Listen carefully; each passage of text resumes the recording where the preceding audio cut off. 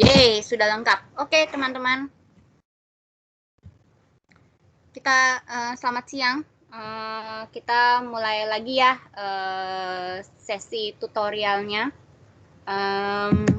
Jadi untuk siang ini kita tutorial akan presentasi tentang tadi ya menyangkut customer insight and market analysis yang berhubungan dengan project kalian ya. Yang sekarang saya minta kesediaan dari kalian aja deh, siapa yang mau presentasi pertama. Jadi nggak saya tunjuk harus kelompok pertama, harus kelompok berapa gitu, cuma kesediaan kalian aja, mau kelompok berapa, mau presentasi duluan. Kelompok saya, Bu. Oke, kamu kelompok berapa? 2. Oh ya, oke. Oke, bentar.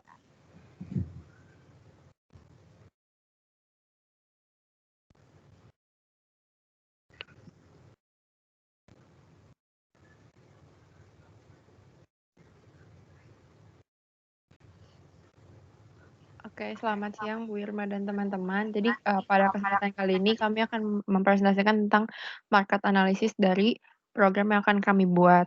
Pertama, kelompok ini beranggotakan saya sendiri, Angela Susanto, lalu ada Erik Sanjaya, ada Janet Felicia, Jovian Krislin, dan Stefan Aprianto. Lalu yang pertama kita akan membahas tentang research the market. Di customer profile dan segmennya, kita menargetkan untuk para ibu rumah tangga, anak kos, dan pedagang-pedagang makanan. Kenapa? Karena aplikasi yang kita buat adalah aplikasi mengenai resep-resep. Jadi, pada aplikasi ini kami akan menampilkan berbagai jenis resep yang dibutuhkan oleh para ibu rumah tangga, anak kos, ataupun pedagang-pedagang makanan kecil yang ingin membuka usaha mereka. Lalu akan dilanjutkan oleh Erik. Oke, berikutnya ada produk or service. Nah, tentunya kan kita menyajikan membuat aplikasi yang berisi tentang resep-resep makanan. Tentunya berarti produk atau service yang kita berikan tentunya adalah resep-resep makanan itu sendiri. Ini lanjut.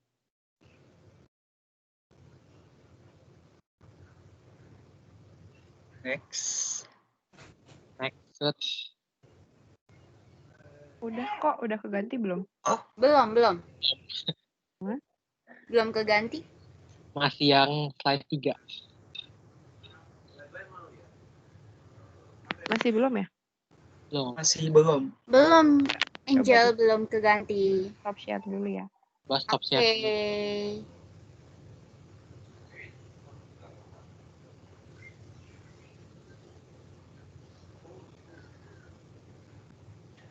Selanjutnya saya akan menjelaskan tentang price, analisis budgeting atau price-nya. Jadi ada 3 biaya utama yang kita prediksikan akan digunakan untuk pengembangan software ini. Yang pertama adalah biaya untuk akun Google Developer Console-nya yang telah kami riset itu per Februari 2020 yang paling barunya. Itu biayanya itu sekitar 350.000 atau $25. Terus yang kedua adalah biaya sewa untuk server hostingnya, di mana untuk media penyimpanan dan database-nya, di mana diperkirakan itu sekitar $5 per bulannya, atau untuk kurs sekarang itu sekitar 70 ribuan per bulan. Terus kami juga menyisipkan biaya tak terduga lainnya, misalkan kayak untuk hubungan ke chef-chefnya atau untuk source dari resep kami gitu. Tapi itu belum bisa dipastikan berapa. Untuk sales dan distribution akan dilanjutkan oleh Erik. Oke, untuk sales dan distribution channel-nya itu kita mau promosin aplikasi kita itu lewat Google Play Store. Jadi bagi orang yang berminat yang di customer kita yang tadi udah jelasin, yang pengguna aplikasi kita bisa mengakses aplikasi kita tuh lewat Google Play Store. Jadi kita menggunakan Google Play Store sebagai sales dan distribution channel kita. Oke, next. Oke, sekarang macro environment akan dijelaskan oleh teman saya. Di dalam macro environment ini, kita menggunakan PES analysis. PES analysis sendiri itu terkait dengan pengaruh lingkungan pada suatu bisnis. Nah, yang pertama itu political. Political itu faktor faktor politik yang meliputi hukum yang berlaku, kebijakan pemerintah, dan aturan formal atau informal di lingkungan perusahaan. Nah, karena aplikasi ini kita merupakan aplikasi yang resep-resep seperti itu, jadi kita menghimbau user itu tidak boleh mengambil resep yang ada di aplikasi kita untuk diperjualbelikan. Lalu yang kedua, itu faktor ekonomi yang meliputi semua faktor yang mempengaruhi daya beli dari customer dan mempengaruhi iklim berbisnis suatu perusahaan. Nah, di dalam ekonomi kita ini, semakin banyak user yang menggunakan aplikasi kita, maka akan memicu investasi dari pihak lain. Dan di dalam aplikasi kita itu juga tidak ada subscription. Tunggu sebentar.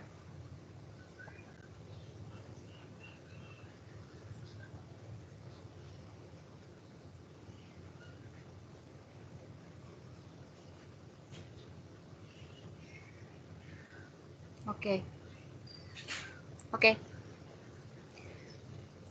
Coba udah belum ya? Belum, Bu. Oke. Ini masih ada lanjutannya. Selanjutnya kami juga melakukan analisa lingkungan sosial dari pasar kami, yang mana pasar kami itu terdiri dari orang-orang yang tertarik untuk mempelajari ilmu masak, sekaligus orang-orang yang memiliki kecenderungan untuk mengikuti tren masakan-masakan saat ini. Contohnya seperti yang viral belakangan ini, seperti Dalgona Coffee gitu, misalnya kayak air-air ini odading kayak gitu-gitu. Selanjutnya technological. Platform atau framework yang kami gunakan pada aplikasi kami itu Android Studio yang mencakup Java, XML, dan lain sebagainya. Mungkin sekian presentasi dari kelompok kami. Terima kasih. Oke. Thank you. Ini udah saya baca kok. Tapi coba ke market analisisnya.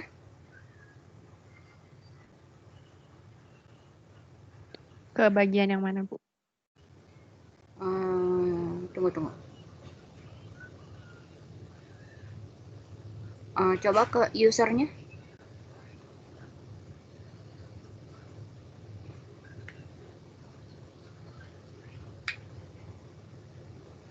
Jadi ini aplikasi kalian hanya menge-share resep makanan kayak Cookpad ya?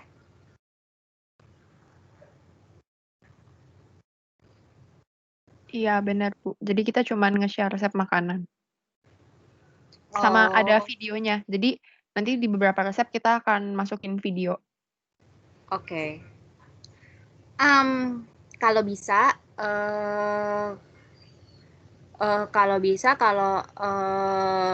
nanti di aplikasinya nanti tambahin ya rate, bukan tapi cuma kayak like atau dislike, ngerti nggak?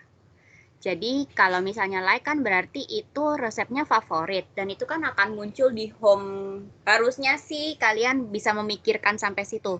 Akan muncul di di home yang menjadi makanan resep-resep favorit itu apa aja. Maaf Bu, dipotong sebentar.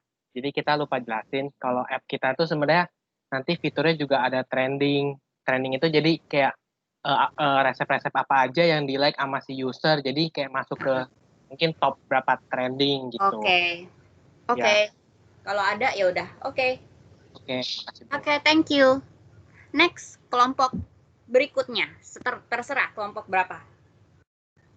Kelompok 1. Oke.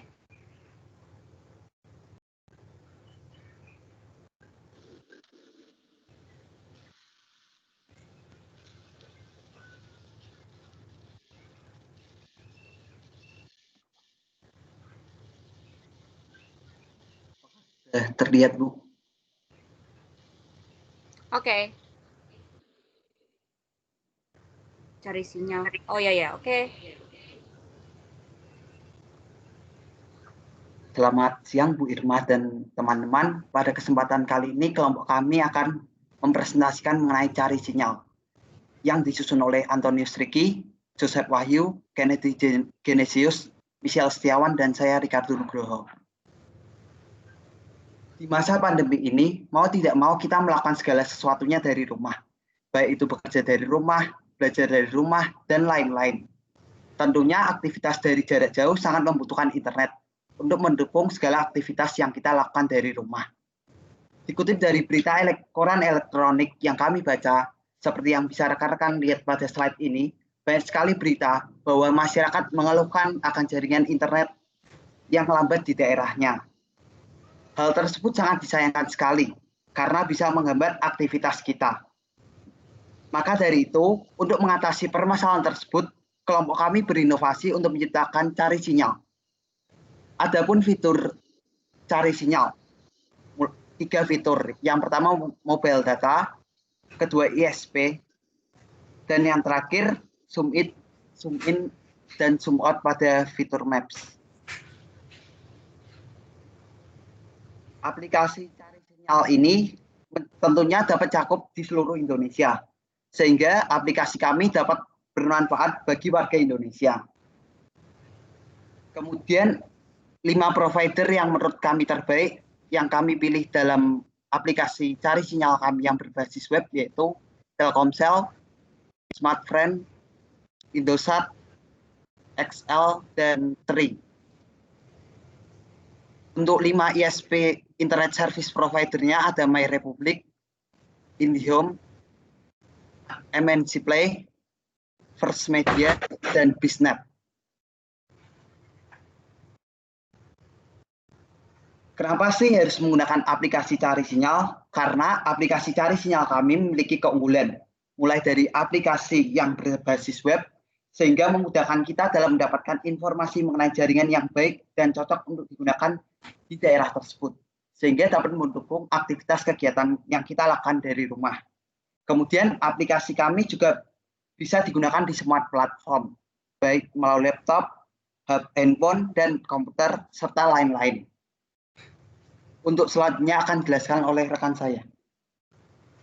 Nah, untuk analisis market dan customer insight-nya, kita menggunakan bantuan dari BMC. Nah, langsung aja deh. Nah, untuk dari customer segment-nya, customer yang kita incar atau target kita itu penduduk yang berusia 13 tahun ke atas. Yang jelas pasti memiliki akses internet. Terus yang kedua nih, apa sih keunggulan dan kenapa orang harus pakai aplikasi ini? Nah, karena yang kita tawarkan, kita memberikan data kecepatan internet. Nah, lalu, dari bagaimana cara kita mempromosikannya, promosikannya melewat sosial media dan juga dari website. Nah, dan untuk bagaimana cara kita menjalin hubungan dengan customer nanti, kita itu selalu mempertahankan keakuratan data dan selalu terbuka terhadap kritik dan saran dari user-user. Nah, terus dari revenue atau pendapatan yang diharapkan, kita mengharapkan profit dari masing-masing provider karena kita menunjukkan data-data dari mereka di website kita. Nah, untuk selanjutnya bisa dijelaskan oleh Michelle. Oke, selanjutnya untuk key resources, kita ada data-data mengenai provider coverage. Lalu yang ketujuh untuk key activities, kita akan selalu memberikan analisa mengenai sinyal pada provider yang ada. Jadi data yang kita sediakan itu bisa dipastikan akan selalu update sesuai kondisi dari hari ke hari. Yang kedelapan yaitu key partners. Kita akan bekerja sama dengan provider dan internet service provider untuk memastikan keakuratan data yang kita berikan di web. Dan yang terakhir, cost structure. Untuk membuat web ini, kita memerlukan biaya API dan biaya untuk maintenance secara rutin agar web tidak down.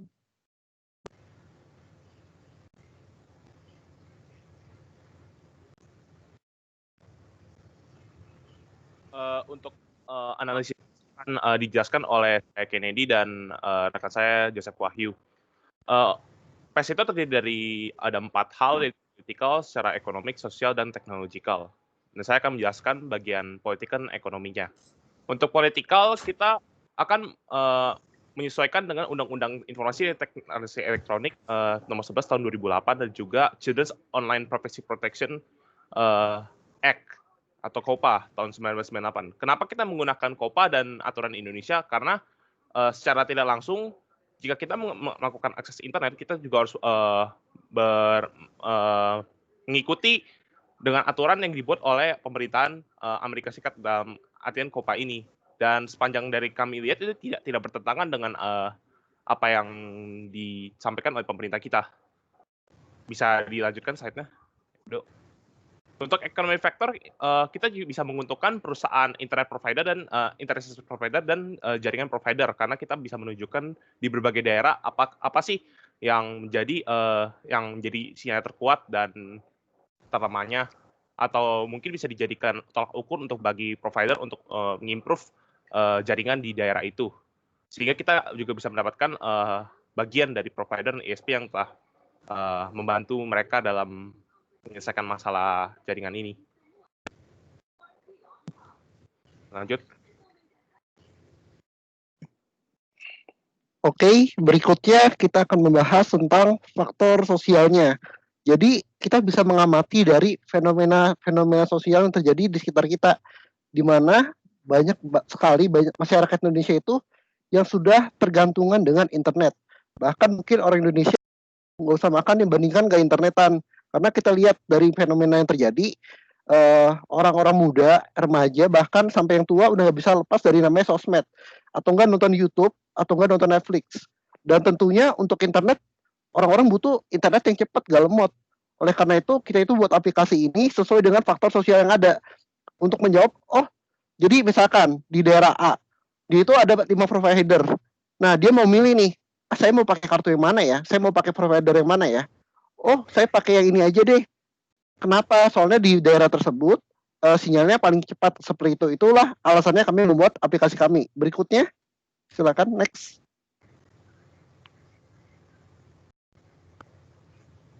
Halo, ya. Berikutnya ada faktor teknologi. Nah, untuk mendukung aplikasi kami membuat aplikasi ini. Ini karena dia itu aplikasi web application, kami menggunakan bantuan Laravel. Dengan basis base language-nya itu adalah PHP. Nah, selain itu kami juga mendapat bantuan dari Google API, sehingga lebih mudah dalam mengalokasikan Google Maps yang ada seperti itu. Oke, next. Jadi itu semua presentasi dari kami. Ada pertanyaan? Berarti sifat aplikasi ini coba ke atas deh, ke market research-nya. Stop. Berarti kalian itu bikin kayak apa ya? Semacam kantor internet service. Maksudnya tuh kayak aplikasi gini. Bukan kayak bukan aplikasi sih. Kayak Bisnet. Bukan. Ini istilahnya tuh dalam lebih ke kita menunjukkan peta Indonesia, dan di masing-masing provinsi itu kita menunjukkan kalau misalkan ISP di sini paling bagus atau jaringannya paling bagus. Lalu kalau kita misalkan ingin mengetahui lebih lanjut, kita bisa per kabupaten atau kota untuk lebih bagus ya.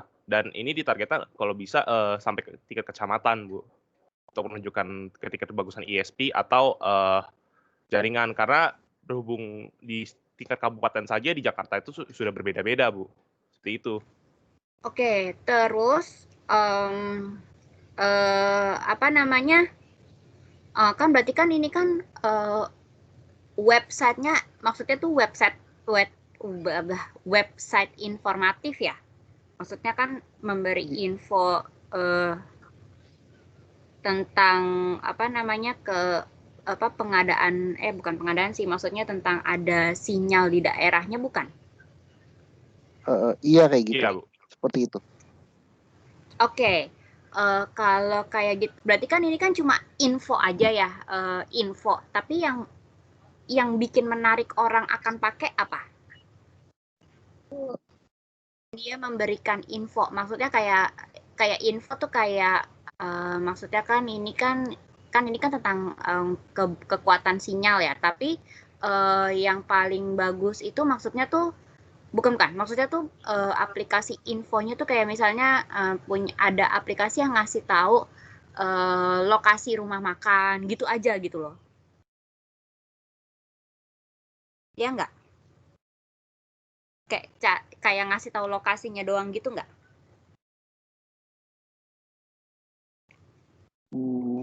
Enggak sih, Bu. Ini lebih tepatnya ke jadi itu datanya tuh kita misalkan misalkan kalau contohnya lokasi kita, misalkan kita anggap misalkan di Jakarta Pusat itu terdiri dari berapa kecamatan itu kita bisa mengetahui itu kalau misalkan ISP ini kecepatan segini, lalu dia reliable atau enggak gitu. Jadi ada komen-komennya gitu.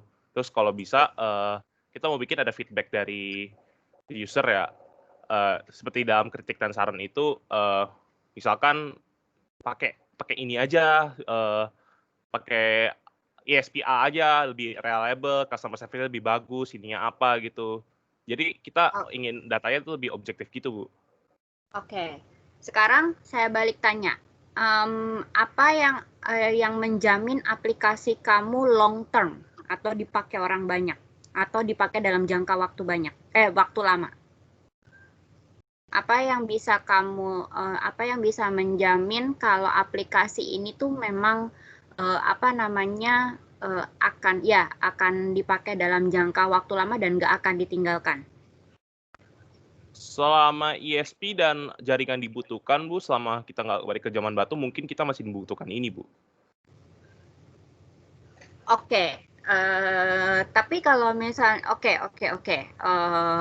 Tapi sebenarnya, oke, kita lihat kan kalian kan research ya, kan kita lihat. Kalau misalnya kayak saya, maksudnya kan kita bepergian keluar kota, nggak usah keluar kota deh, ke mana ya? Ke daerah-daerah pelosok di Jakarta, yang kecamatan-kecamatan kecil atau kelurahan-kelurahan kecil. Nah, kalau kalau untuk cuma cari lokasi, kan istilahnya tuh kayak ini kan bukan suatu kayak oh iya gue mau pergi ke daerah ini gue harus ngecek dulu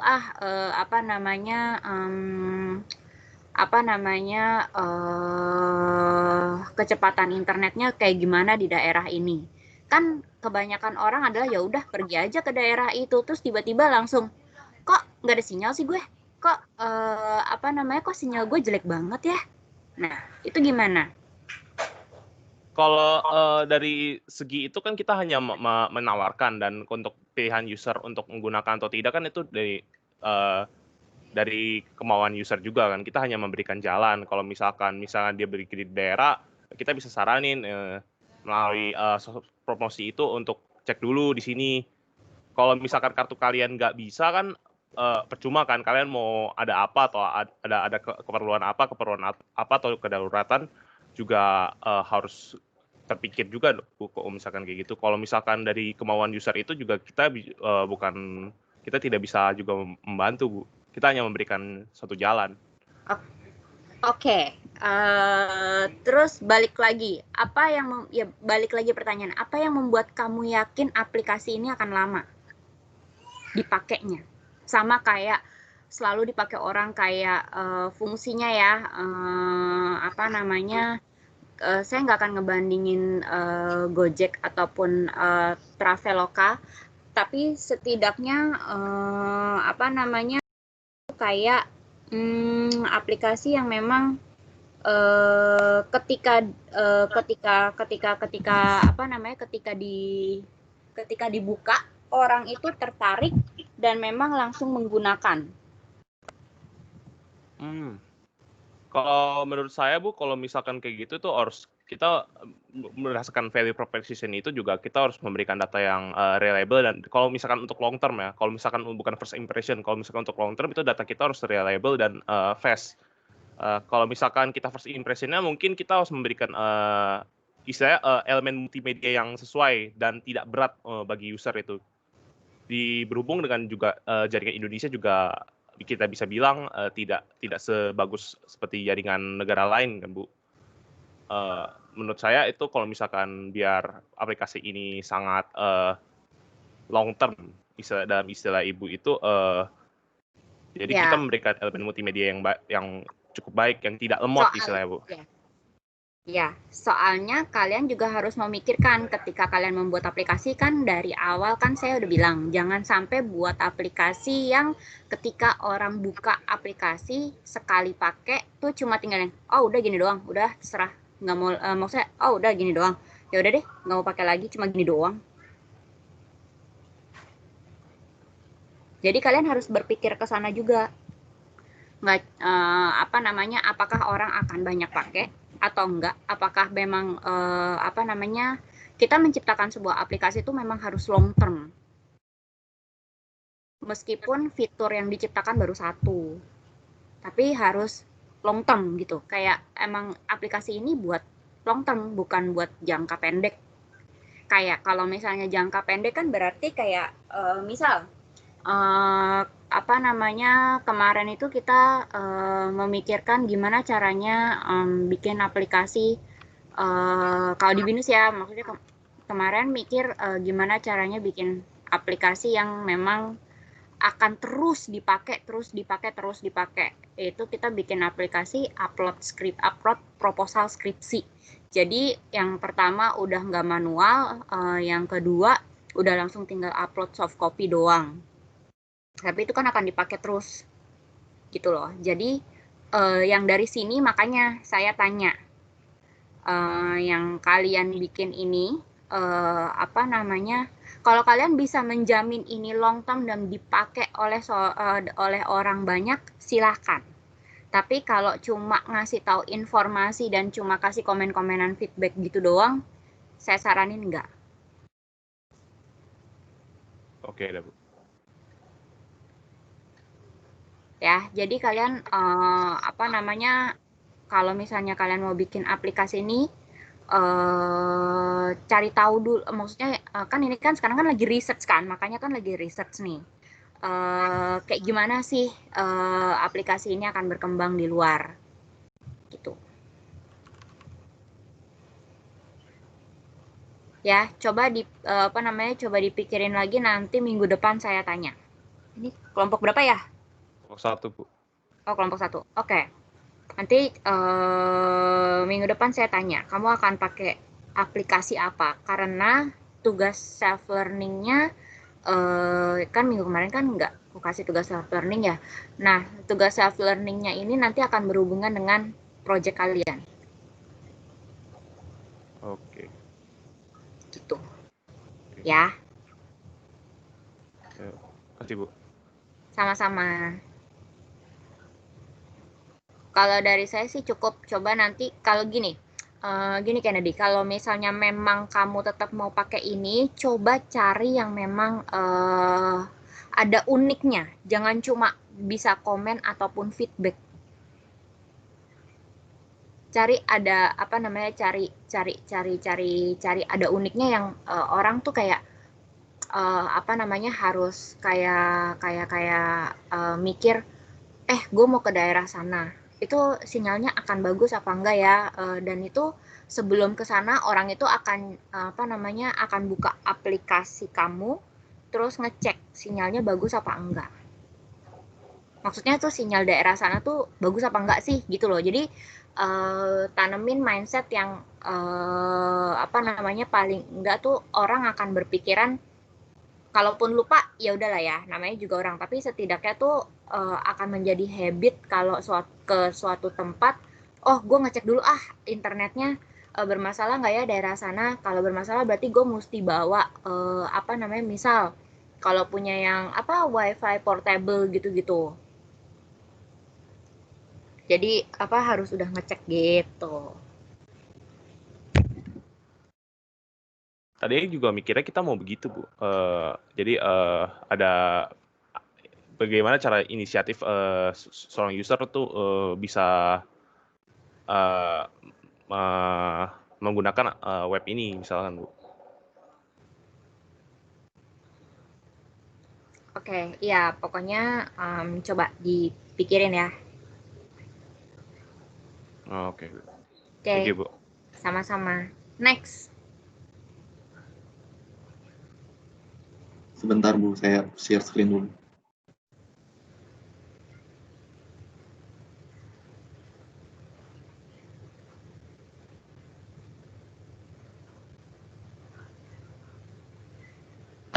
Share screen-nya udah masuk, Bu?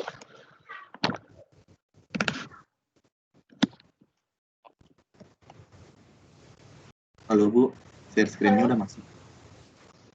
Ya. Share screen-nya udah masuk, Bu? Oke, udah.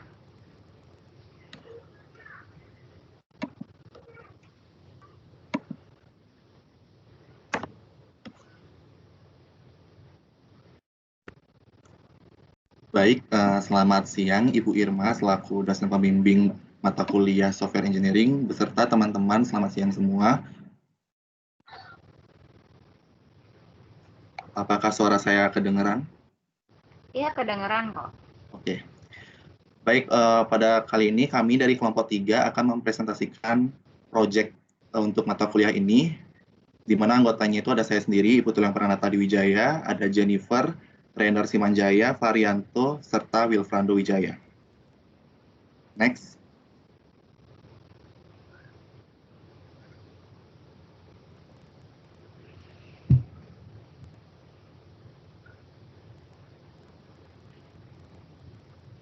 Nah, di sini ada market yang akan kita jelaskan, di mana market ini itu terdiri dari customer profiles and segments, product or service-nya, price yaitu biaya-biayanya, dan sales and distribution channels, di mana sales and distribution ini adalah gimana cara kita memasarkan serta lebih memperkenalkan produk kita kepada customer. Next.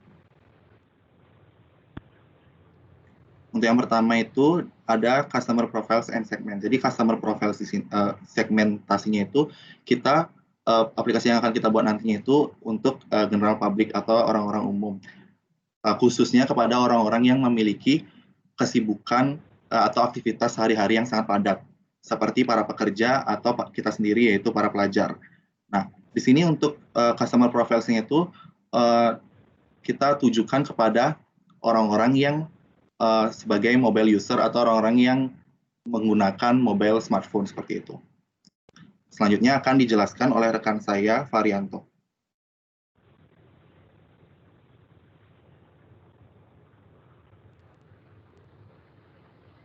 Selanjutnya, saya akan menjelaskan tentang produk atau layanan yang kita tawarkan.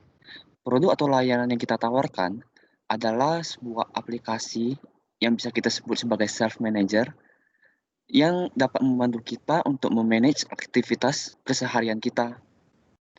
Selanjutnya.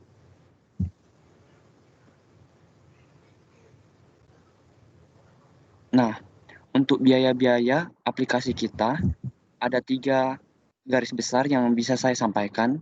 Yang pertama itu adalah development cost atau biaya pengembangan. Untuk biaya pengembangan ini berarti untuk biaya pengembangan aplikasi-aplikasi kami. Selanjutnya, biaya administration cost atau biaya administrasi, yaitu biaya-biaya di mana yang harus kita keluarkan supaya aplikasi ini dapat terdistribusi dengan baik. Contohnya seperti biaya untuk mempublish di Google Play Store. Selanjutnya, untuk meluaskan market, untuk memberitahu orang-orang bahwa kami mempunyai aplikasi ini dan orang-orang itu menggunakannya, kita tentu saja perlu mengeluarkan biaya advertising, yaitu biaya pengiklanan. Selanjutnya akan dibahas oleh teman saya.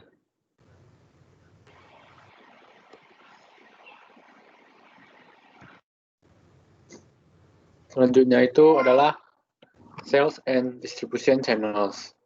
Nah, awalnya ini untuk aplikasi kami digunakannya didistribusikannya untuk PPA PPTI dulu. Kalau udah banyak yang pakai baru di-share, di-publish ke lingkungan yang lebih besar. Caranya itu dengan share dari media sosial kita masing-masing. Nah, aplikasi ini rencananya masih digunakan untuk Android user. Kalau untuk kedepannya, semoga bisa untuk iOS. Next.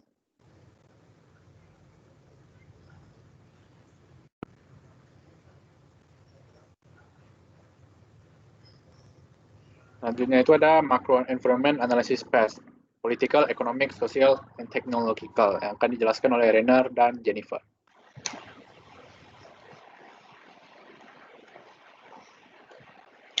Jadi yang pertama itu adalah political. Nah, di mana politik ini mencakup hukum, isu-isu global, undang-undang, dan peraturan yang mungkin memiliki efek pada aplikasi. Jadi, politikal ini mencakup peraturan perundang-undangan yang dikeluarkan oleh pemerintah atau regulasi lainnya yang harus diikuti oleh perusahaan. Nah, aplikasi kita ini sudah memenuhi faktor politikal ini. Jadi,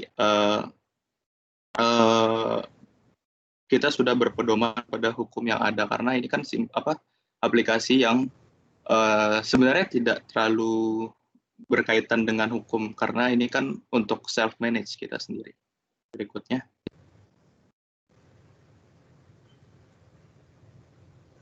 Oke, yang kemudian yang berikutnya itu adalah ekonomik, di mana aplikasi ini nantinya itu akan bersifatnya itu tidak berbayar atau gratis dan juga pemakaiannya bersifat offline. Nah, karena ini self-manage dan tidak ada pengaruhnya dengan ekonomi di negara kita, jadi ya bisa dibilang sebenarnya tidak ada faktor ekonomi yang akan mempengaruhi lingkungan luar dari aplikasi yang kita buat. Selanjutnya akan dijelaskan oleh Jenny. Selanjutnya adalah faktor-faktor sosial yang mempengaruhi aplikasi kita adalah yang pertama, gaya hidup manusia orang-orang sekarang yang sangat sibuk dan banyak aktivitas membuat mereka menjadi sering lupa akan jadwal-jadwal mereka dan mungkin janji-janji dengan orang lain. Kemudian terkadang karena banyak aktivitas tersebut, orang-orang jadi malas untuk beraktivitas dan menjadi lebih produktif. Sehingga dengan aplikasi kami yang merupakan self-management itu bisa membantu orang-orang agar dapat lebih memanage waktu mereka lebih baik lagi. Selanjutnya adalah faktor teknologi, yaitu karena di era digital sekarang orang-orang lebih sering menggunakan mobile kemana-mana pasti membawa handphone, jadi kita berusaha untuk membantu mereka dengan aplikasi kita yang tersedia di Android, karena aplikasi ini merupakan self-management, jadi menurut kami akan lebih efektif jika aplikasi ini di handphone, karena handphone dibawa kemana-mana, jadi bisa mengingatkan mereka setiap saat. Sekian dan terima kasih. Oke, coba ke halaman yang market analisisnya.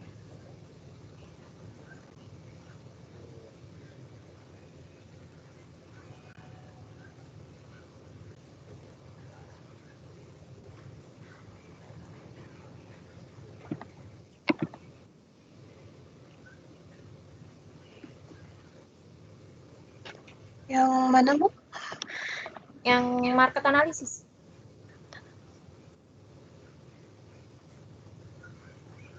Ini ya, Bu.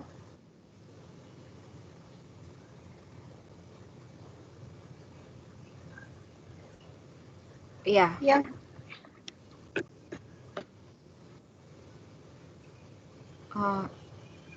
Tadi aplikasinya tentang apa? Sorry. Tentang self-management, Bu. Jadi aplikasinya bisa berupa reminder atau jadwal untuk. Oke. Nah, ya, kalau self-management berupa reminder atau jadwal, berarti jangan lupa notifikasinya ya. Kan reminder.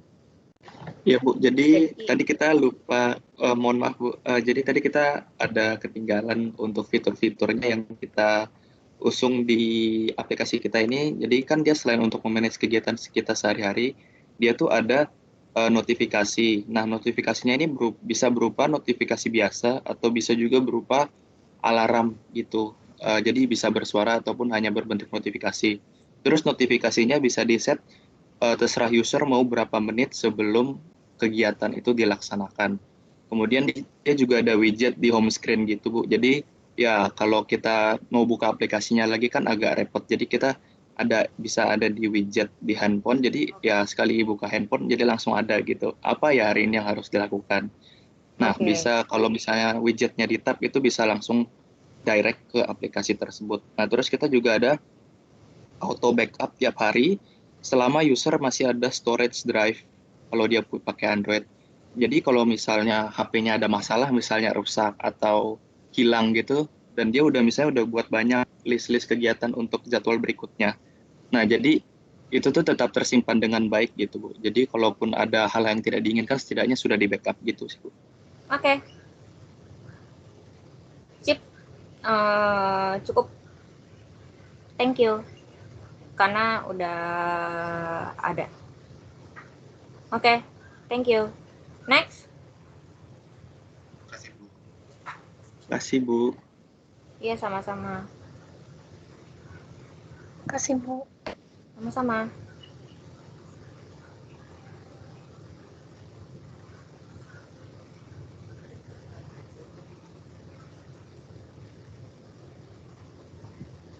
Wow, aplikasi belajar coding. Ngeri banget.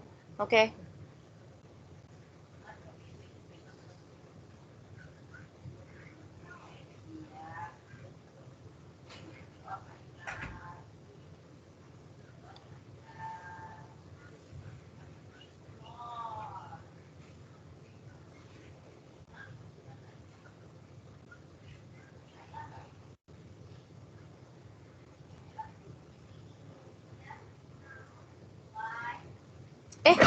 Andre masih ke mute. Iya. Aku kaget. Kok tiba-tiba udah ganti slide, tapi masih belum ada suaranya.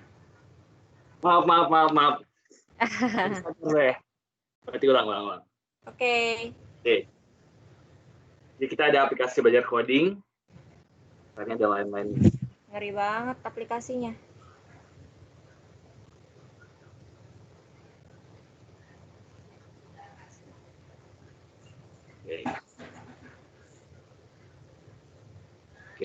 Jadi kita rencana bikinnya aplikasi belajar coding. Kami dari kelompok 3, anggotanya ada 6 orang ini. Terus kita juga bikin 5W1H-nya. Pertama, dari apa fungsi aplikasi ini? Jadi aplikasinya dia adalah suatu website untuk belajar bahasa pemrograman dengan bahasa pengantar itu bahasa Indonesia. Terus, kapan user akan menggunakan aplikasi ini?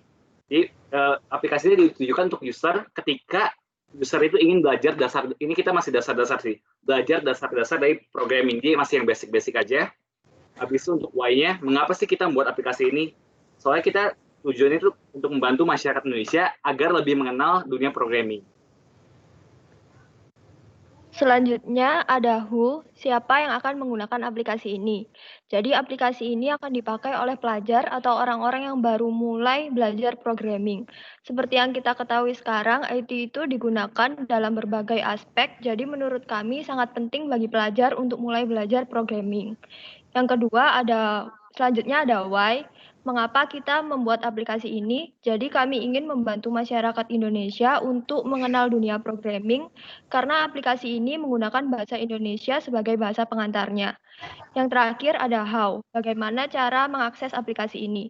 Pertama-tama kita harus mengunjungi websitenya, lalu kita bisa register jika belum memiliki akun atau langsung login jika sudah memiliki akun. Selanjutnya akan dilanjutkan oleh teman saya. Oke, untuk market analisis sendiri, itu yang pertama ada customer profiles and segments. Nah, kami membuat aplikasi ini, itu bisa dimanfaatkan oleh user dengan rentang usia 12-55 tahun. Kenapa sih kita memilih rentang user itu dengan rentang 12 tahun sampai 55 tahun? Karena bagi kita, kebanyakan user yang ingin belajar sebagai pemula di bidang programming itu berada di rentang antara umur 12 sampai 55 tahun. Nah, yang kedua itu ada the product or service. Nah, kita membuat aplikasi ini itu berbasis web. Jadi hanya bisa diakses itu melalui web. Kita juga membuat aplikasi ini bersifat edukatif sehingga dapat dimanfaatkan secara maksimal oleh user-user yang akan belajar di bidang programming. Nah, untuk aplikasi ini kami menyediakan berbagai bahasa pemrograman. Di antaranya ada bahasa C atau C++, juga ada bahasa Java dan ada bahasa Python. Lanjut. Yang ketiga ini the price. Jadi ada dua hal yang dibahas di sini melalui income-nya sama cost-nya. Untuk cost-nya itu biaya hosting webnya itu sekitar 50 sampai 100 ribu rupiah per bulannya. Juga untuk biaya advertisement-nya. Terus untuk aplikasi ini ada dua macam penggunanya. Jadi yang free sama yang premium. Untuk yang free dia hanya bisa mengakses materi tertentu. Untuk yang premium bisa akses semua. Dan itu biayanya 30.000 per bulannya. Untuk yang keempat, sales and distribution channels-nya, ntar kita melakukan advertisement, pengiklanan di website dan media sosial. Next. Oke, selanjutnya saya akan menjelaskan tentang PES-nya. Dari political dulu. Sesuai yang kita tahu ya, kalau ini tuh bakal ada subscription nanti, terus bakal masuk ke account dan sebagainya. Jadi kita pasti akan masukin data pengguna, misalnya kayak email atau apa, itu pasti butuh untuk diamankan. Jadi akunnya itu harus aman, ya nggak di-hack dan sebagainya. Terus data-data pengguna itu nggak disalahgunakan. Terus kita juga kan bakal ada subscription nih, bakal ada bayar. Nah itu harus memastikan kalau nggak bakal ada, misalnya pembayarannya yang udah bayar tapi subscription-nya nggak jalan atau gimana. Jadi itu mungkin bakal ada hukum-hukum yang mengatur. Itu salah satunya diatur di UU 19/2016 pasal 26 ayat 1. Next. Nah, terus ekonomik, sesuai yang kita tahu, kalau programming itu adalah salah satu skill yang paling dibutuhkan di dunia saat ini dan masih terus berkembang. Jadi ekonomi kerjanya itu sangat besar. Apalagi di Indonesia, yang notabene aplikasi-aplikasi kayak gini tuh jarang banget. Aplikasi yang belajar bahasa pemrograman dengan bahasa Indonesia itu tuh sangat sedikit. Sehingga marketnya Indonesia kan juga besar ya, kayak jumlah penduduknya itu banyak. Sehingga market growth-nya itu, ekonomi growth-nya itu pasti bakal tinggi banget. Seperti itu.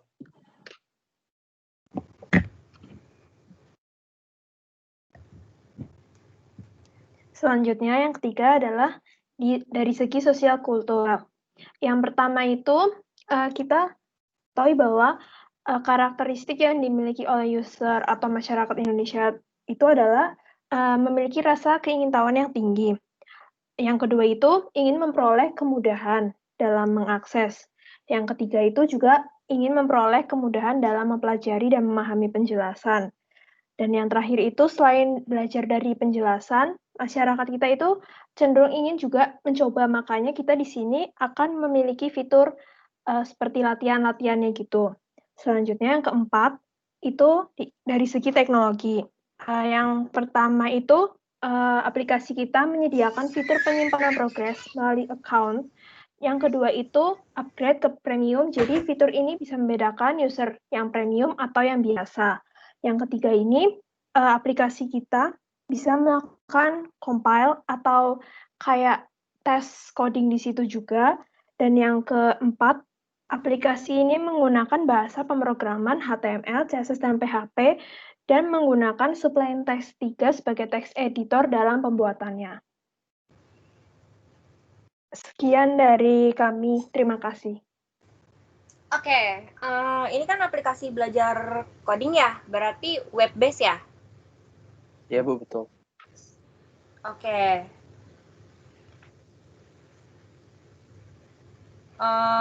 Terus kalian ini kan belajar coding, berarti kalian akan maksudnya bukan menarget siapa usernya? Semuanya? secara umum sih Bu, ya semuanya targetnya. Oh, oke.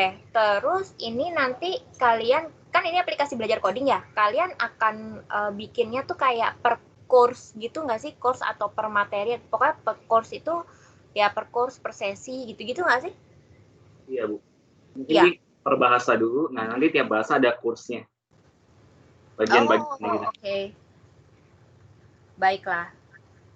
Oke Bu. Oke. Kalau Oke. kayak gitu. Tapi jangan lupa ya, maksudnya juga nanti kan apa namanya, kalau bisa, maksudnya gini, bukan kalau bisa sih, paling enggak tuh apa ya, karena ini kan aplikasi belajar coding ya. Kalau bisa sih kalian kayak apa ya, bukan masing-masing. Jadi mungkin satu materi itu kalian kayak ada apa ya, video tutorialnya gitu loh untuk apa namanya, misal mau belajar bahasa C atau belajar Java atau belajar Python atau belajar PHP, setidaknya tuh kalian punya video, kalian masukin video tutorial apa namanya, tutorial awal atau tutorial mula lah. Kan soalnya kan nggak semua orang yang maksudnya kan mungkin aja ada orang yang emang pingin banget belajar coding padahal dia bukan anak IT gitu, jadi kan dia nggak punya basic apa-apa kan, jadi harus ada kayak awal mulanya gitu loh. Kayak tips-tips gitu atau gimana maksudnya tuh Bu? Bukan tips, tutorial, bukan tips. Jadi suatu materi tertentu maksudnya gitu Bu? Iya. Tutorial kalau bisa tuh tutorial awal, gimana sih apa namanya, cara pakai PHP, gimana cara basicnya. Oh, yang basicnya berarti ya. Bisa kayak Hello World gitu maksudnya. Contohnya. Atau gimana? Hello World kan untuk bahasa sih ya. Apa namanya? Hello World gitu. Untuk apa? Tutorial kan tutorial buat awal aja gitu Bu. Bukan tutorial buat awal aja. Jadi tutorial basic kayak pertama kali maksudnya pertama kali kalian mau apa namanya, install PHP, apa yang mesti dilakuin. Terus nanti basic dasarnya tuh apa aja untuk bisa PHP. Berarti secara preview singkat gitu kali Bu ya? Iya, bisa. Gitu. Oke. Ibu. Ya. Mau nanya, itu kan video-video nih, kita boleh nggak manfaatin video-video yang ada di YouTube gitu? Jadi kita biasanya kayak ngasih link gitu. Kalau bisa jangan link, tapi kamu embed ke webnya. Jangan di link. Iya, tapi boleh kan kalau kita ngambil dari YouTube gitu, Bu? Boleh, nggak apa-apa. Oke. Ya, Makasih, asal ditaruh ini tutorialnya by siapa. Iya. Oke, makasih Bu. Ya, sama-sama.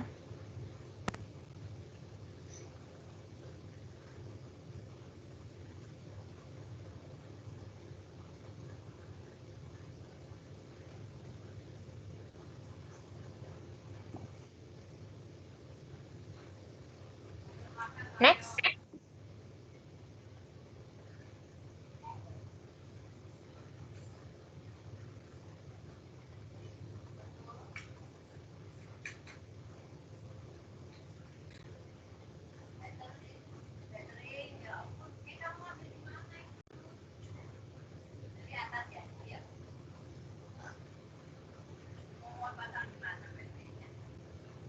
Oke, sudah masuk, Bu? Sudah?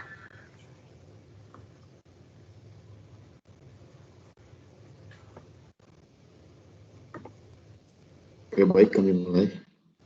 Oke, siang Bu Emma dan juga teman-teman sekalian. Iya. Mungkin perkenalannya singkat aja. Jadi, aplikasi ini namanya Duitku. Aplikasi ini merupakan sebuah money manager. Nah, kelanjutannya gimana? Sebelumnya, saya jelaskan dulu dari kelompok kami. Ada saya, Ben Matthew, ada Destin, Kezia, Michael, dan juga Ronaldo. Nama dan NIM-nya tertera pada layar. Oke, jadi pasti teman-teman, Ibu juga nanya, Duitku ini money manager yang kayak gimana sih? Money Manager. Bedanya apa sih sama yang ada di Play Store? Yang udah banyak itu?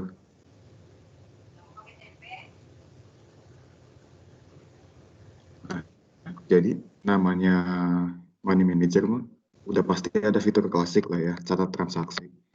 Nah, terus bedanya apa?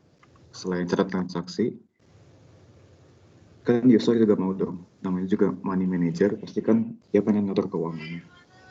Oleh karena itu, dia juga harus tahu insight pemakaian uangnya setiap bulan gimana. Jadi nanti kita bisa kasih data statistiknya.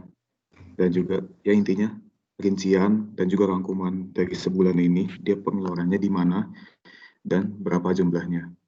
Kemudian, nah ini fitur yang mungkin belum ada di pasaran, yaitu budget dan juga notifikasi.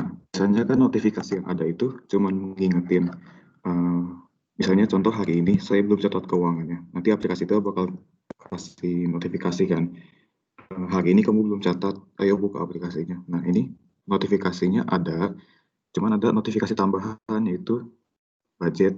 Contohnya gimana nih? Semisal saya menetapkan untuk makanan sebesar 1 juta rupiah dan untuk belanja atau jajan 1 juta rupiah juga. Nah, jadi setelah sebulan itu saya pakai, tapi ternyata lebih, nanti ada notifikasinya, kamu sudah pakai segini nih untuk bagian ini, mungkin bisa dikurangi atau gimana. Intinya kita menginformasikan setiap transaksi yang ada setransparan mungkin. Kemudian ada satu fitur tambahan, ya ini artikel. Nah, untuk mengelola keuangan sendiri kan nggak semua orang punya knowledge yang cukup. Ada yang benar-benar buta banget, ada yang boros banget. Nah, oleh karena itu, kita sediakan artikel yang diupdate setiap harinya. Artikelnya itu dari mana? Kita bisa ambil dari sumber di internet, atau banyak macam lah, nanti kita masukkan ke dalam aplikasi itu. Selain Money Manager, kita juga dapat artikelnya. Kemudian lanjut ke market research. Oke, market research, kalau dari saya sebentar aja, nanti dilanjutkan oleh rekan-rekan saya yang lain. Customer segment. Customer segment itu ya udah jelas namanya. Apa sih yang kita targetin, siapa aja? Sebetulnya semua umur. Cuma kalau dilihat orang-orang yang benar-benar aktif memakai uang setiap bulan itu ya kira-kira umur 12-60 tahun. Kok umur 12 sudah masuk sih? Ya, namanya zaman sekarang kan anak-anak juga udah punya uang jajan sendiri. Jadi kan perlu ada pengaturannya kan. Jadi kita juga targetin ke anak-anak yang muda ini. Oke, untuk selanjutnya saya serahkan ke rekan saya yang lainnya.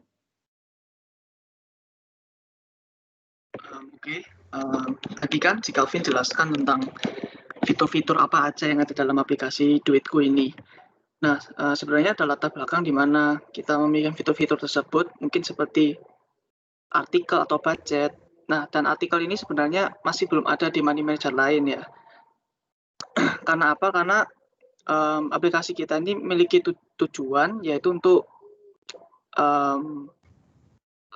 untuk mencegah orang supaya dia tidak bocor di dalam suatu transaksi yang tidak disadari gitu. Misalkan seperti hari ini nih, dia keluar ke Indomaret, mau beli es krim mungkin murah, mungkin cuma 5.000, 3.000, tapi kalau misalkan sehari-hari seperti itu, dia nggak sadar bahwa uangnya bakal habis di pengeluaran yang kecil seperti itu.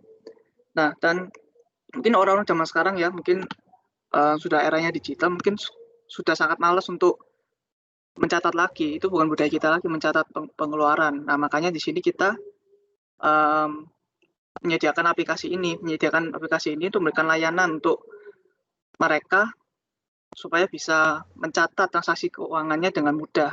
Supaya kita juga bisa aplikasi ini juga bisa men-track proporsi uang yang dia banyak habiskan di mana gitu. Untuk tujuan selanjutnya sih bakal dijalan di price analysis nanti. Nah, kemudian untuk pricing nih. Nah, sebenarnya kita mau banget untuk aplikasi ini free ya, karena kan memang tujuan kita untuk membantu semua anak muda kan, untuk membantu semua orang kan, bukan untuk membantu semua orang yang membayar itu intinya. Nah makanya kita sebenarnya ingin free, tapi ya mau nggak mau sebuah software kalau misalkan tidak ada dana yang dimasukkan nggak bakal berjalan dengan baik, nggak bakal berkembang dengan baik. Oleh karena itu kita memakai prinsip freemium, yaitu aplikasi yang bisa digunakan secara gratis, tapi ada pembayaran untuk mendapat fitur baru atau menghilangkan ads. Jadi kita akan ada iklan di situ, dan tentunya iklannya tidak mengganggu ya, nggak seperti aplikasi lain yang mungkin iklannya muncul tapi nggak tahu tombol silangnya di mana. Seperti itu kita mungkin bisa menampilkan aplikasi mungkin di antara artikel-artikel dan lain sebagainya. Berikutnya disilakan oleh teman saya. Nah, untuk yang terakhir, untuk sales dan distribution channel-nya, kita kan akan membuat aplikasi ini berbasis pada Android. Nah, tentunya channel-nya itu di Google Play Store. Untuk next, kita ada PES analysis, ada 4. Yang pertama, political. Kalau political, kita tahu yang berhubungan dengan politik kan, jadi kita harus pastikan data-data kita, informasi-informasi customer yang mereka masukkan ke dalam aplikasi itu tetap akan terjaga dengan baik, tidak akan bocor oleh siapapun, tidak bisa dihack, dan lain sebagainya. Untuk yang selanjutnya akan dijelaskan oleh teman saya. Selanjutnya dari segi ekonomi. Dari segi ekonomi sendiri, mungkin perekonomian negara sendiri, seperti inflasi, suku bunga, atau hal-hal lainnya, itu nggak berpengaruh sama aplikasi yang kami buat. Lalu paling seperti yang Ibu bilang tadi, karena aplikasi kami ini free dan bebas digunakan oleh siapapun, kita berusaha untuk menarik sebanyak mungkin user yang mana tentunya nanti akan menjadi profit tersendiri dan keuntungan dengan terkenalnya aplikasi kami yang mana dapat membuat investor tertarik terhadap aplikasi kami atau orang-orang mau masukkan iklan mereka di aplikasi kami. Nah, selanjutnya dari segi sosiokultural, tentunya dilihat dari kebiasaan banyak orang saat ini, biasanya orang sangat malas untuk pengeluaran setiap harinya secara manual ya, karena mungkin akan membuang waktu atau agak ribet. Nah, lalu pasti tiap orang pernah melewatkan hal-hal kecil yang dia belanjakan. Misalnya kita sering jajan di minimarket, mungkin kita mikirnya ini hal-hal kecil dan nggak perlu dicatat. Tapi hal-hal kecil ini secara tidak kita sadari dalam jangka waktu yang lama akan menjadi hal yang besar dan itu nggak kita sadari. Nah, mungkin di saat akhir bulan nanti seseorang bingung kemana perginya uang mereka ini, nah untuk apa dan lainnya. Tapi karena mereka nggak catat, mereka nggak bisa lihat kembali kemana uang mereka pergi. Nah, dengan alasan itu makanya tiap orang butuh suatu analisis mengenai pengeluaran mereka untuk tiap bulannya. Sehingga mereka tahu hal-hal kecil apa saja yang mereka keluarkan, uang mereka kemana, untuk apa dan kapan secara jelas. Jadi aplikasi kami memberikan solusi dengan mudahnya mencatat pengeluaran tiap melakukan transaksi, mereka hanya perlu memegang mobile phone untuk mencatat jumlahnya. Nah, nantinya akan diberikan juga analisis hasil laporan pengeluaran tiap bulannya, sehingga setiap transaksi dapat dicek kembali. Selanjutnya, akan dilanjutkan oleh teman saya. Untuk yang terakhir, bagian teknologinya, untuk aplikasi Duitku ini kami mengembangkannya untuk platform Android, dan disambungkan dengan database-nya. Untuk database-nya menggunakan Google Firebase, jadi setiap data akan tersimpan dengan aman di sana. Dan untuk pembuatan aplikasinya, kami akan menggunakan Android Studio. Sekian dan terima kasih dari kelompok kami. Oke. Terima kasih. Jadi kalau aplikasi keuangan kayak gini, ini jangan dulu, jangan dulu. Ini kalian tuh mesti apa ya? Mesti pinter untuk kalkulasinya. Jadi kan nyatet ya. Terus kan kalian kan catat per bulan gitu, atau pengeluaran, pemasukan dan segala macamnya. Itu kan nggak mungkin cuma catat doang. Nah, berarti kan ada kayak, kalau jadi tuh usahakan bikin yang kayak pemasukan kalian berapa. Nanti kan kalian pasti catat nih pengeluaran kalian apa aja, dan itu akan otomatis berkurang.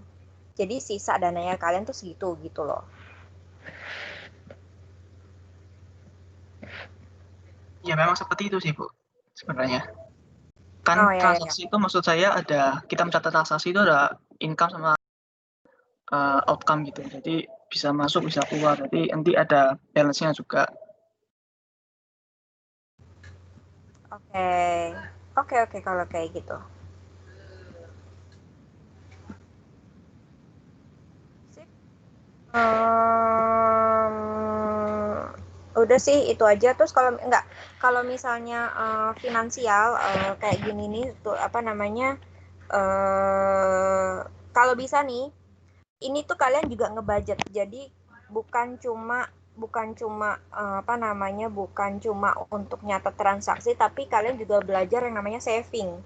Ya, maksudnya tuh dalam aplikasi ini tuh coba diterapkan belajar saving. Jadi maksudnya belajar saving di sini adalah kalian kayak kasih batas pengeluaran kalian gitu loh. Nanti ketika sudah sampai batas itu akan ada notifikasi yang bilang kamu sudah mencapai batas pengeluaran. Jadi tahu tuh bulan ini, jadi kayak tahu bulan ini gue ngeluarin sekian sampai tanggal sekian gitu. Jadi terus sudah gitu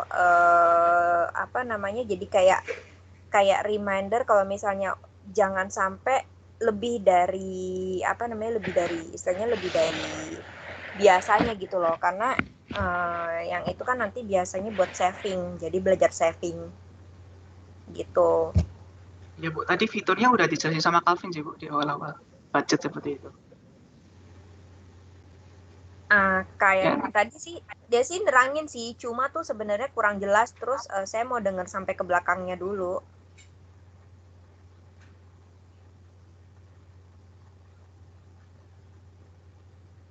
Dia nerangin tapi kurang jelas terus jadi akhirnya maksudnya daripada saya potong di tengah-tengah kalian presentasi, jadi saya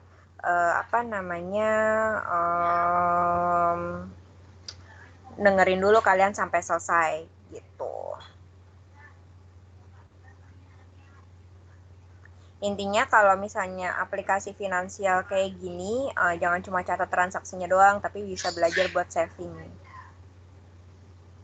Maksudnya kayak jadi kan maksudnya tuh kenapa belajar buat saving, jadi biar nggak pemasukan kalian 2 juta, udah tuh income 2 juta, terus kan kalian kan ngedata tuh udah keluar buat apa aja, tiba-tiba tuh habis aja tuh duit, ya kan? Nggak mau kan sampai kayak gitu. Jadi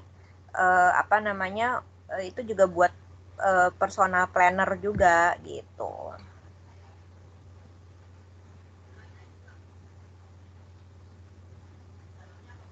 Oke Bu, oke. Soalnya tadi si Calvin ngomongnya tuh nggak jelas banget, kayak deket banget sama mikrofonnya, terus udah gitu kayak nggak jelas, kayak mendem banget gitu loh suaranya. Mau ngegedein volume juga kayaknya gitu suara yang yaudah deh, daripada saya potong tengah-tengah, mendingan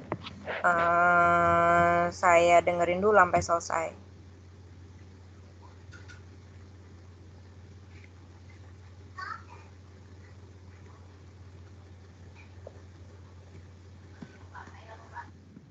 Next.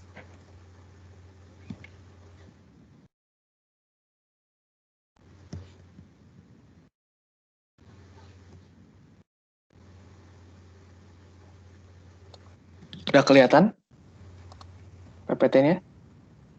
Udah. Oke.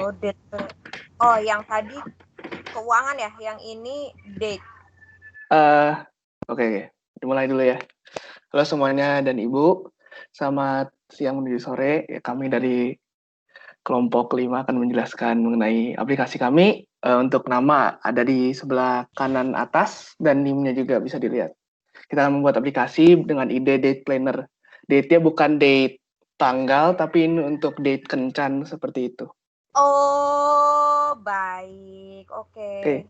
Date planner ini kita jadi rekomendasi lebih tepatnya rekomendasi tempat kalendernya dan idenya untuk date apa seperti itu. Jadi ceritanya kita kan masa-masa sekarang kalau cerita untuk pasangan modern kita kadang-kadang suka berdebat kayak ayo kita mau makan di mana tuh mau kemana gitu kan pusing atau segala macam. Jadi dengan aplikasi ini kami berharap bisa membantu masalah itu. Jadi untuk usernya tinggal mendownload aplikasi kami nanti kan menentukan ceritanya tinggal di Bandung. Dia mau ngedate di daerah Riau atau di daerah mana, tinggal dicari, nanti aplikasi kami akan menentukan restoran atau kalender atau taman atau tempat wisata atau seperti itu di daerah-daerah sana. Seperti itu, dan kami juga menghadirkan ide-ide untuk kencan tersebut seperti itu. Selanjutnya akan dijelaskan oleh teman saya. Nah, untuk customer segment yang kita mau untuk aplikasi ini, yaitu milenial atau anak-anak muda atau orang zaman sekarang yang ingin referensi tempat menarik seperti resto, wisata, taman. Misalnya dia lagi liburan ke suatu tempat, misalnya mereka lagi kencan di suatu tempat, terus pengen itu kan ke tempat-tempat menarik, tapi nggak tahu di sana ada apa aja, bisa pakai aplikasi ini. Dan ini nggak cuma terbatas di orang-orang yang sedang PDKT atau lagi pacaran atau menikah, bisa juga buat yang sendiri, cuman memang kita lebih berfokus pada orang-orang anak-anak muda yang sedang dalam hubungan. Untuk selanjutnya akan dijelaskan oleh teman saya. Lalu yang selanjutnya adalah product or service. Nah, apa sih yang ada di aplikasi ini? Nah, kita itu memberikan rekomendasi tempat yang menarik bagi milenial. Jadi, untuk kencan kan kita otomatis kan kita harus tahu kita mau pergi kemana. Nah, oleh karena itu kita memberikan rekomendasi. Ya, seperti yang tadi udah dijelaskan sama Nail di awal tadi.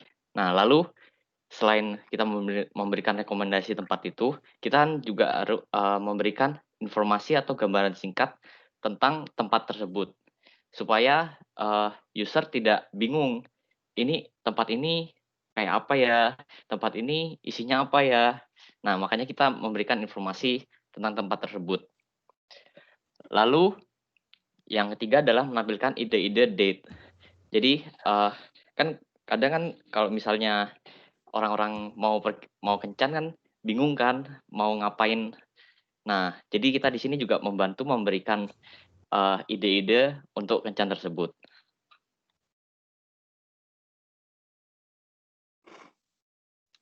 Kemudian yang ketiga ini ada price-nya. Untuk biaya yang kita butuhin itu, untuk yang pertama itu untuk bikin akun registrasi di Play Store agar bisa publish kita membutuhkan sekitar $25 atau sekitar 260.000. Nah, terus yang kedua itu kita kan bakal pakai Firebase, jadi mungkin kalau fitur Firebase yang untuk akun free itu udah nggak cukup, nah itu biaya tak terduganya itu buat upgrade akun Firebase-nya itu juga. Nah, kalau dari sisi user itu kita sampai saat ini belum nentuin fitur premium apa aja yang perlu, jadi untuk dari sisi user masih free. Nah, yang keempat itu sales distribution channel. Nah, karena aplikasi kami ini hanya berbasis Android, jadi ya medianya cuma di Play Store. Nanti kita publish di Play Store kayaknya. Next.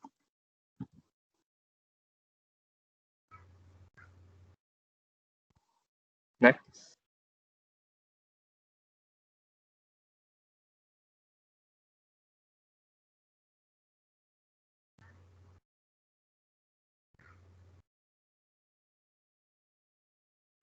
Selanjutnya itu ada analisis pace-nya. Jadi yang pertama itu kan ada politik. Nah, politik ini kan biasanya mencakup aturan-aturan atau regulasi yang dikeluarkan oleh pemerintah. Nah, di dalam aplikasi ini kami akan menggunakan UU ITE sebagai dasar untuk aplikasi ini. Jadi, aplikasi ini tentunya akan melindungi data-data privasi dari si user. Selain itu, kami juga akan memakai Play Store Policy, di mana itu merupakan aturan dalam mengeluarkan sebuah aplikasi. Kemudian dari segi ekonomi, dapat meningkatkan pendapatan dalam bidang pariwisata atau restoran atau pemilik tempat-tempat tersebut. Dengan adanya aplikasi ini diharapkan orang-orang dapat meningkatkan tingkat konsumsi masyarakat untuk pergi ke tempat-tempat tersebut sehingga dapat menambah penghasilan dari pemilik tempat tersebut. Nah, selanjutnya akan dijelaskan oleh Angela. Untuk sosialnya itu mengikuti gaya hidup masyarakat modern. Kan kayak milenial itu kalau jalan-jalan sama pasangannya ke tempat itu kan pasti bosen lah. Terus jadi dia pasti pengen pergi ke tempat lain, tapi mungkin dia nggak punya ide, jadi bisa menggunakan aplikasi ini. Lalu untuk teknologikalnya kita membuat aplikasi Android yang menggunakan Google API dan Android Studio. Oke, next. Sekian presentasi dari kelompok kami. Terima kasih.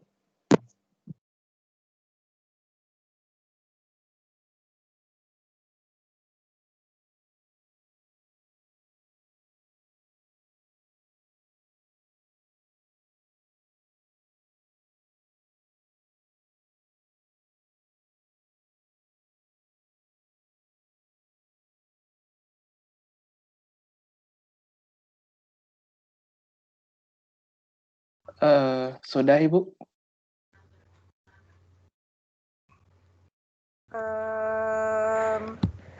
Kalau dari saya sih nggak ada sih, udah itu aja. Cuma perlu diperhatikan kalau misalnya, sorry ya tadi ada ada chat dari kerjaan juga. Kalau ini kan aplikasi Date Planner kan, jangan lupa kalau untuk nyari lokasi, lokasinya jangan cuma lokasi alamat doang. Kalau bisa tambahin lokasi Google Maps. Oke. Bisa nggak? Bisa. Bisa lah ya, cuma tambah itu doang. Jadi tuh nggak cuma cari alamatnya doang. Jadi kayak udah tahu, oh titiknya di sini. Meskipun yang dicari itu Google Maps-nya tuh cuma cuma sekitar daerah itu aja gitu loh, bukan yang mencakup jalannya maksudnya harus lewat jalan mana gitu, enggak. Ya. Oke, thank you. Next.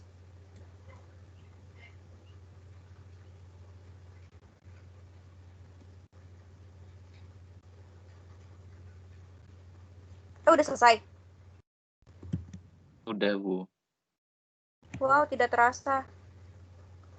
Oke, nah teman-teman, berarti kan kalian udah tahu sendiri ya, kalian kan mau bikin aplikasi apa, terus udah gitu,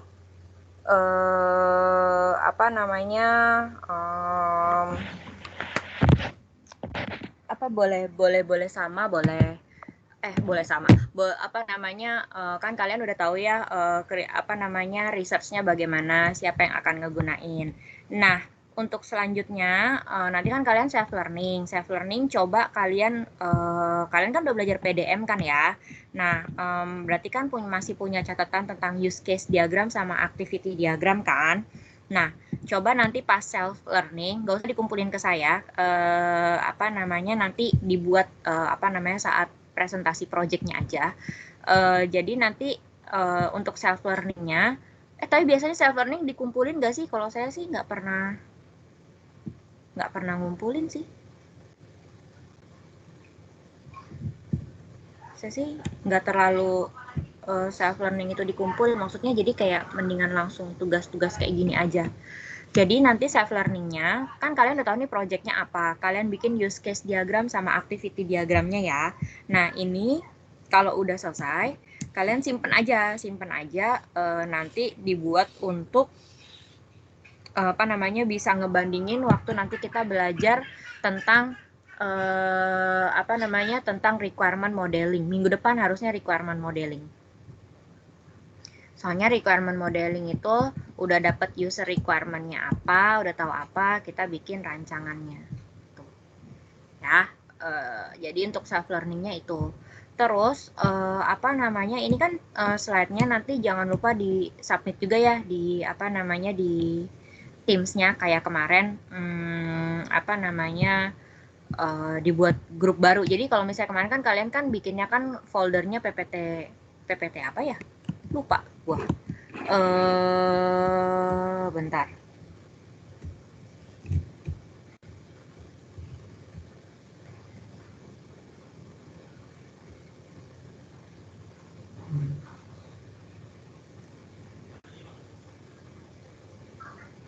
Oh, PPT SDLC. Oke.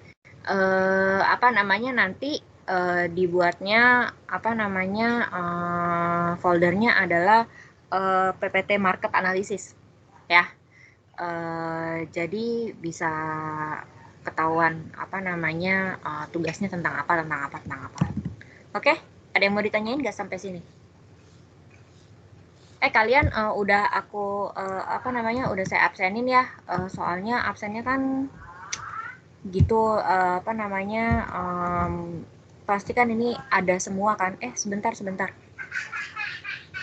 ya, ambil charger.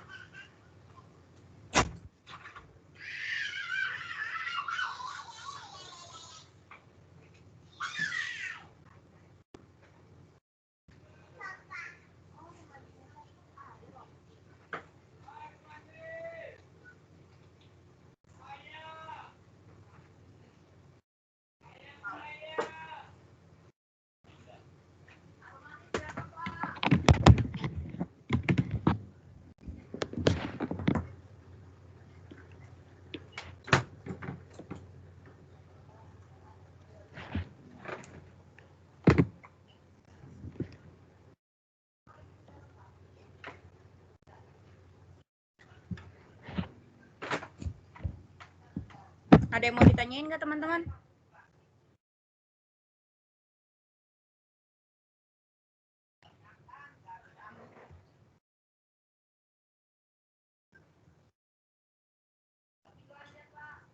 Halo?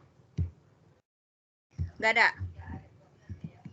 Bu, Ya. boleh nggak kita minta kontak Ibu untuk misalnya kontak secara personal tentang ide kita, Bu? Ide projectnya? Boleh. Bukannya punya kontak saya ya? Kayaknya ada yang punya deh.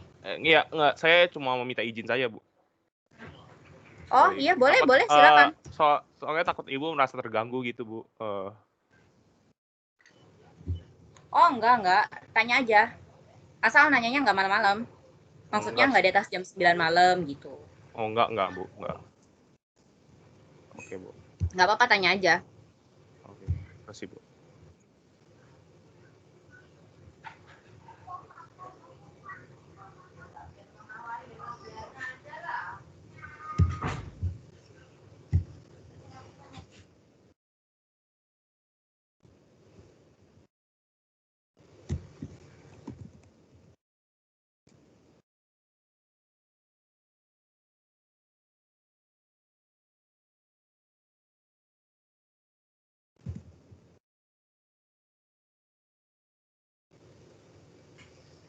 Ada lagi yang mau ditanyain?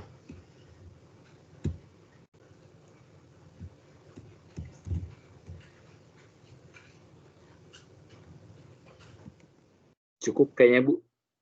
Oke, kalau nggak ada berarti terima kasih ya teman-teman untuk yang siang ini. Kita ketemu lagi minggu depan, berarti jangan lupa self learningnya. Self learningnya nanti mesti apa namanya dibikin ya, jangan nggak dibikin, tapi disimpan, maksudnya disimpan gitu. Jadi nanti pas ketika pelajarannya requirement modeling, kalian udah tahu apa yang harus kalian lakuin, maksudnya apa yang harus kalian gambar di use case diagramnya, jadi udah ada bayangan gitu ya. Berarti kalau nggak ada sampai sampai di sini sekian dulu ya. Terima kasih semuanya, sampai ketemu minggu depan. Terima kasih, Bu. Terima kasih, Bu. Sama. Terima kasih, Bu. Terima kasih, Bu.